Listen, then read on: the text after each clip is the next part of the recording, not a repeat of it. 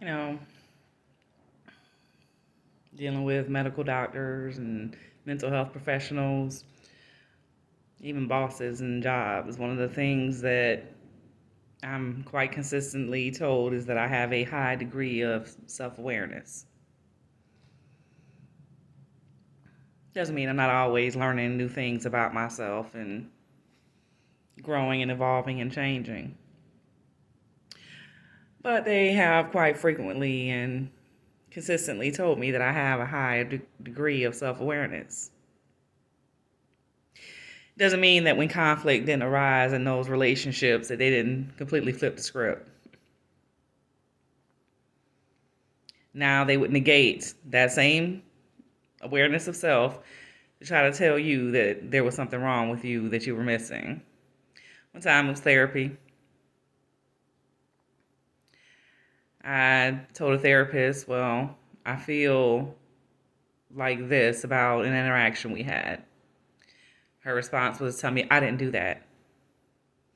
And then to try to tell me that I was unwell. I never accused her of anything. This was me expressing my feelings. It's always quite damaging in a relationship and, therapeutic dynamics. Because really, if you've grown up in environments like I have that don't have healthy interactions and where you don't have a safe space to express your feelings and to learn to work out conflict, the therapy is a beginning and supposed to be a safe space where you learn to do that. So the next time I go in, I don't even know why I went back. I have very little to say. My feelings are not safe here because I never accused her of anything. I simply said that this is how I felt about the interaction. That was an opportunity to say, well, that was never my intention, and this is what my intention is, and this is how I saw that, and work toward resolution, but that's not what happened. So I had very little to say. She said, well, if you're not going to be open and talk to me, then I don't see how this is going to be a relationship that works. You're right. Because you have taught me that this is not a safe space. The first time that I told you how I feel, you negated those feelings. You told me they were wrong. So why should I continue to share those with you? Last appointment. I had a therapist. I actually worked with her as long as I had ever stayed with a single therapist. I worked with her for 3 years. And I began to read things about how to recognize whether, your current therapy is working or whether you're in a good dynamic for that. One of the things that I read was about having goals in therapy. How do you know what you're doing if you haven't set goals for that? So I told her, I said, well, I come to you when I vent and I complain and I talk. But I think we should set up goals. I think we should have goals for our therapy session and that would be better for us. I would like to set up goals. Her response to that in that very same moment was to respond with, well, Melinda, I've been quite concerned about you. I really think that you should consider medication because I don't think you're well. So me asking to set goals for therapy leads to I am mentally unstable and should be medicated. I said, well, the last time you mentioned that, I went back to the psychiatrist with that. She wrote a nice, long, lengthy letter, which is in my medical chart, about why that was not recommended, why she felt like that was not going to be a good plan. Now, I'm happy to share that nice, lengthy, long letter that she wrote with you if you feel the medication. I don't understand why you want to medicate, Melinda. Because now I've switched to third person. Bitch, I don't understand why you always want to throw medication every time Melinda mentions a resolution to a conflict. I've done that in a healthy way. Asking to set up goals for therapy is healthy. But your response to that is to tell me that I am somehow unstable and unwell. This person that you've previously described as having a high degree of self-awareness comes to the self-awareness that she needs goals for her therapy session, and your response to that is that she is unwell. How curious.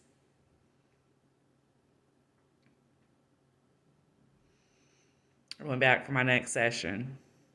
She was surprised that I had showed up. She didn't expect me to show up. I bet you didn't. I said, well, I think maybe the best thing for me, maybe we have reached the pinnacle of where we can go together, and it would be best if I found another therapist. I think that might be what is best for me. And she tried to do the whole talking down to me, and she's superior to me in this situation because she's the mental health therapist and mentally well, and I'm mentally unwell. If you are seeking therapy, I think you are quite well. You recognize that there is something in your life that is not working. There is something that you need to address in your life so that it flows better for you, so that you are healthier mentally. It takes a mentally well person to seek mental health. I'm not talking about going saying, hey, medicate me. And there's nothing wrong with medication if that's going to help you manage symptoms. But you're not just asking for a pill to make you better without willing to do the work. If you've gone to therapy and said, hey, I'm here, I need to do some work to make my life better, to make my mental health better, you are not mentally ill. You are seeking a higher level of mental wellness, but you are not mentally ill. Are there those that are mentally ill? Yes, there are. There are people who are quite ill mentally, and there's nothing wrong with that. But if you are seeking help and recognize that there's a problem, you are not mentally ill. You are struggling to maintain your mental wellness. But anyway, just reflecting. It always interests me, going into relationships, and if you have no boundaries and it strokes the other person's ego, they're okay with that. But the minute you have to challenge something or there's conflict in the relationship, how quickly that can go south. It lets you know where their respect for you ends, and that relationship probably needs to end, or it needs quite a few boundaries put into place. But anyway, thinking about it, because I keep going to therapy looking for things and tools to help me, and those tools never seeming to be enough. This therapist that I worked for 3 years with, the reason I worked for her 3 years is because she was supposed to be a trauma specialist that specialists in EMDR. EMDR is a therapy technique. I think it stands for eye movement desensitization. Anyway, but it's a therapy tool, and it's supposed to be really phenomenal for helping to work through trauma. It is something that I had been looking for to do, to work with a therapist to do for years, because I had learned about it when I didn't have insurance. I was a massage therapist, and I didn't have self-insurance, and I couldn't afford to go to a therapist. I wasn't making enough doing what I did. But recognizing my own trauma background and looking for ways to work through that and to heal that, so that I would not continue to encounter certain blockages in my life, certain patterns that were showing up again and again that I recognized were not functional and were not serving my highest and best good. Relationship dynamics, things that I was looking to heal and to work through and to manage better. So anytime that happens, I look for therapy, especially if I'm in crisis. I may become more dysregulated emotionally. It comes from complex trauma, sustained durational trauma that I endured. There are still patterns that show up for me, and I have enough awareness to recognize that, but not necessarily the knowledge of how to move through that and move to the other side of healing for myself. And so I seek therapy for that. And it always frustrates me that I can articulate what I need and still can't get what I need in that interaction. Now, when you're doing things like EMDR, there has to be a very good relationship with the therapist. So it takes time to build. It was why I stuck it out in this relationship with this trauma specialist for 3 years, because I understood that we had to build a relationship of trust, and I had to be stable to be able to do that work, because what can come up can be quite intense. You have to be able to maintain emotional regulation. And every time we got to that point and I would ask again, I was suddenly told that I wasn't stable, and I would begin to feel unstable. And I was told that I was self-sabotaging. I didn't even recognize that I wasn't the only one sabotaging this dynamic. It took a while to realize that. And even when I did realize it, I didn't know what to do about it. I stayed in that relationship. Same thing I've done in personal relationships. Stayed in it because you just don't know, and you take all the blame and all of the ownership in those situations that just aren't working. It's unhealthy. It's codependent. It's a lot of things, right? Comes from a drama background. Recognizing that wasn't enough to find myself not in it. So constantly looking for tools and techniques and things to get me to the other side.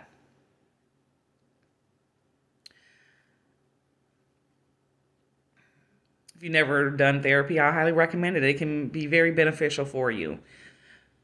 But you have to be very mindful, because picking the wrong therapist can be very re-traumatizing, and it can be quite devastating to your healing practice. It can be quite an impediment if you are not careful and you're not working with the right person.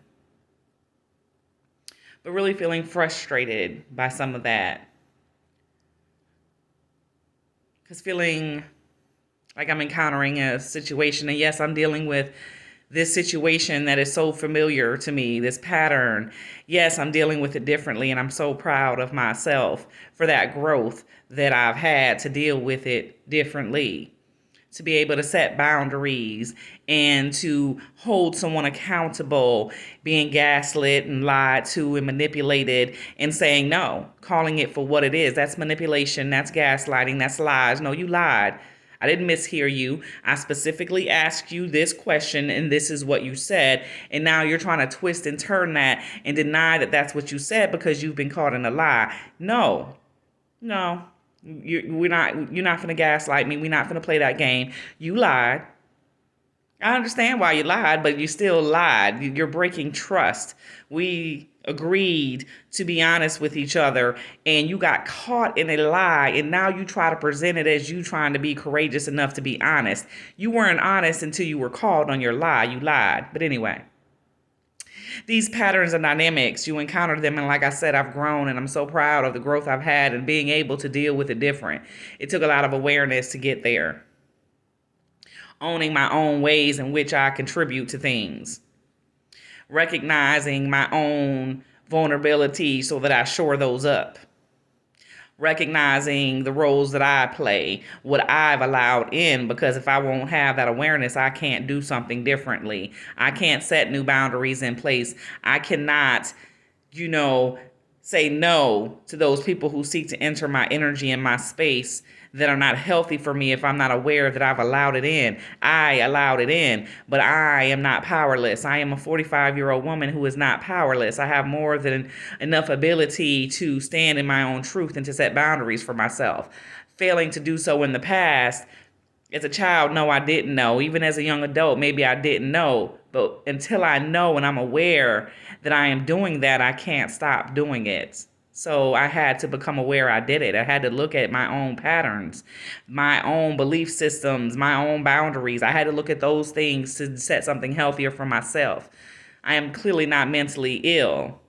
I am a person that struggles to maintain my mental wellness in the face of things that come up and trigger and hit on old traumas and traumatized parts. And if I'm not aware, could dysregulate me. I'm aware of all of those things. So I am seeking to maintain mental wellness. I am not mentally ill. And so looking to work with someone who can meet me there. And having to be careful. I have parts of myself that aren't healthy. I'm quite codependent, which means I have some narcissistic tendencies and unhealthy tendencies that show up that make me not the easiest person to work with. I have defensive parts that are in place to help protect myself from further hurt and further pain, and I have to be aware of those things because they will self-sabotage. They will, block out and hold out things that I need in an effort to protect myself. I have to teach those parts of myself that it is safe. But I can't teach myself that it is safe if I'm constantly allowing in the unsafe and trying to make it safe. You can't make unsafe people safe. You just can't. You can't make unsafe situations safe. It takes time to recognize and to realize sometimes to show yourself whether something is safe or not. Sometimes that has to be tested. And the way I test people is not nice. I think it's quite toxic that I do it, but I recognize why I do it, why I'm trying to keep myself safe, and I understand that dynamic within myself, and I can express it and talk about it and work through that, but recognizing that it is going to come up.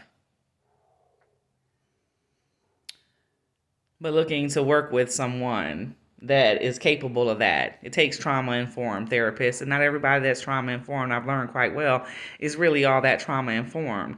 You're dealing with a vulnerable population, and if you deal with the wrong person, there's someone who realizes they can have a certain control over you, because when things don't go right, they can say, oh no, well, see, she's mentally unwell, he's mentally unwell, and hold a power dynamic. Those aren't safe people, but you'll find them in mental health too, just like you find them in the church and in the hospitals and in the school systems. You find those people, working in industries they shouldn't be in. Not everybody that's a teacher should be a teacher. Not everyone that's standing in the pulpit should be standing in the pulpit.